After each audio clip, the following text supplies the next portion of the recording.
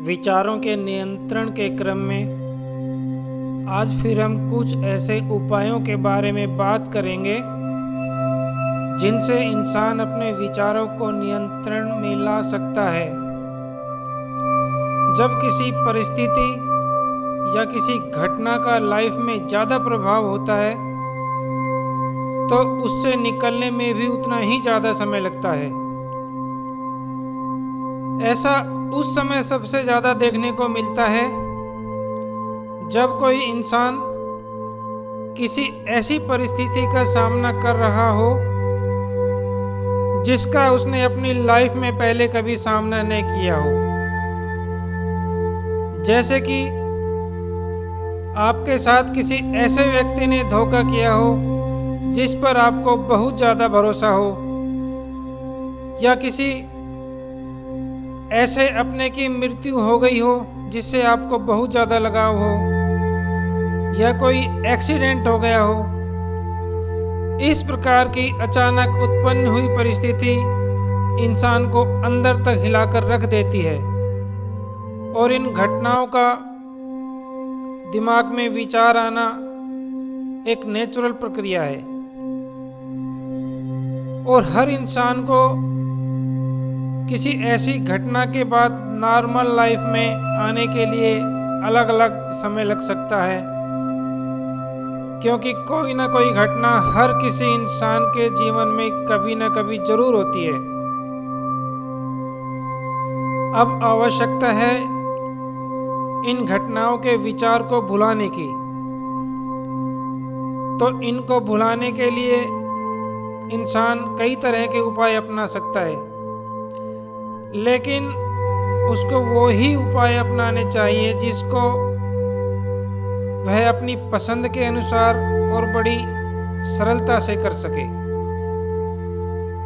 वैसे तो हर इंसान की पसंद अलग अलग होती है।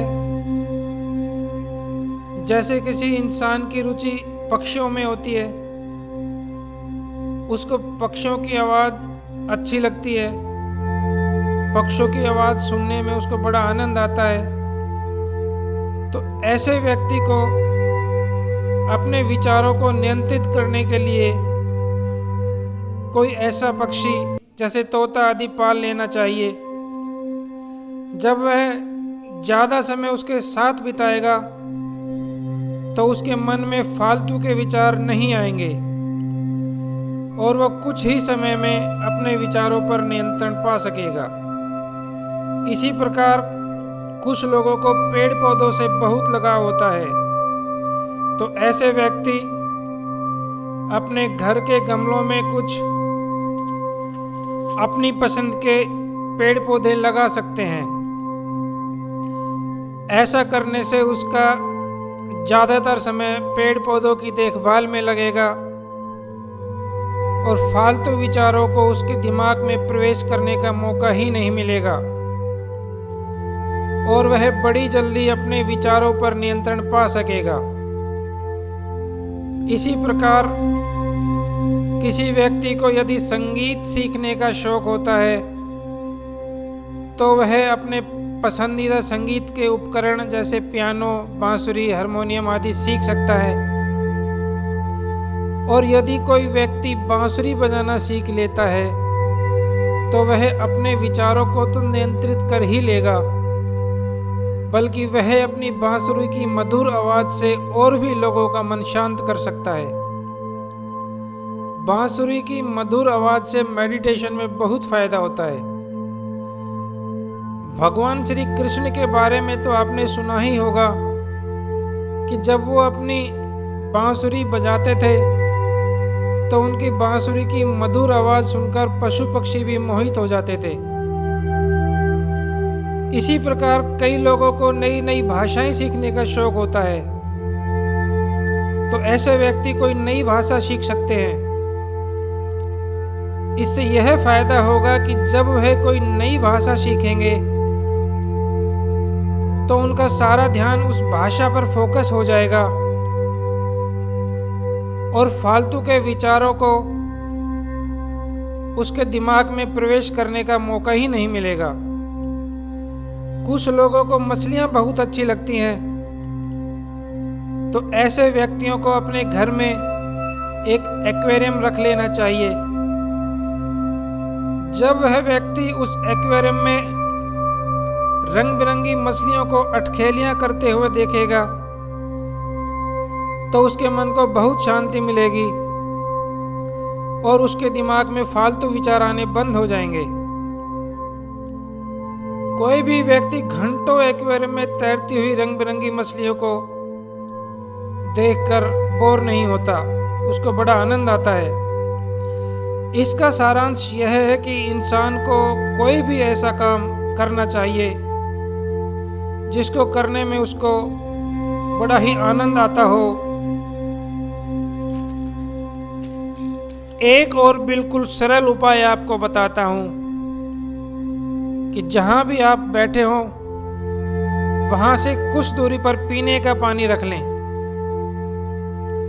और जब भी आपके दिमाग में फालतू के विचार आने लगें तो अपनी जगह से उठकर वहां जाएं और अपनी आंखों पर पानी के थोड़े छींटे मारें और थोड़ा पानी पिएं।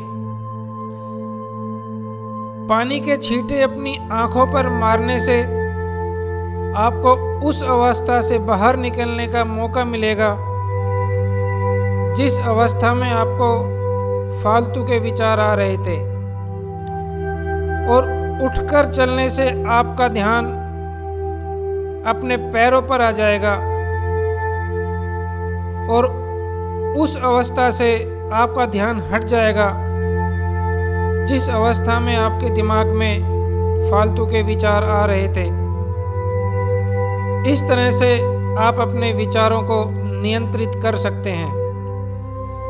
अब आपको कुछ सावधानियां बता देता हूं जो विचारों को नियंत्रित करने समय आपको ध्यान में रखनी है। एक तो ऐसा करते समय कभी भी यह न सोचें कि मैंने किसी विशेष बात के बारे में सोचना बंद कर दिया है या मैं किसी ऐसी बात के बारे में नहीं सोच रहा हूं, क्योंकि ऐसा करना आपको उस विषय के बारे में ज़्यादा सोचने को मजबूर कर देता है। आपको केवल अपना ध्यान उस विचार से हटाना है। दूसरा, आप कभी भी फौरन रिजल्ट का उम्मीद ना करें, क्योंकि विचारों पर नियंत्रण एक सतत प्रक्रिया है।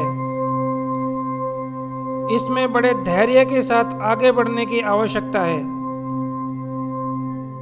जब आप इसको एक नेचुरल प्रक्रिया के रूप में देखेंगे तो आप पाएंगे कि समय के साथ साथ धीरे धीरे आपके दिमाग में फालतू के विचार आने बंद हो जाएंगे और आपको अपने शरीर को, अपने दिमाग को व्यस्त रखने में आसानी होगी। एक काम और करें कि एक जगह पर ज्यादा देर तक ना बैठें। थोड़ी थोड़ी देर बाद अपनी जगह से उठकर थोड़ा टहल लें। इससे विचारों की श्रृंखला टूट जाएगी।